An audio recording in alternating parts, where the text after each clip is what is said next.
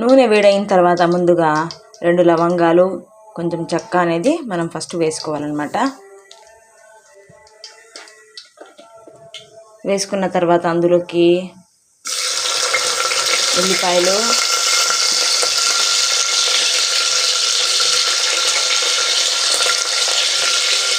నేను ఒక medium size ఉల్లిపాయని ఫస్ట్ దాంట్లో మసాలాలోకి వేసాను.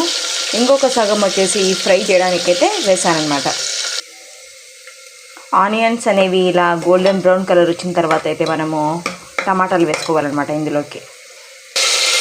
నేనైతే ఇందులోకి ఒక పెద్ద సైజు టమాటాని అయితే వేసాను అనమాట. ఇది వేసుకున్న తర్వాత కొంచెం టమాటా మెత్తబడేంత వరకు మనం బాగా దీన్ని కలుపుకోవాలి. చూడండి, ఇలా టమాటాలు అయితే కొంచెం మెత్తపడిన తర్వాత మనము మెంతాకు అనేది వేసుకోవాలన్నమాట. నా దగ్గర ఫ్రెష్ మెంతాకు అనేది లేదు,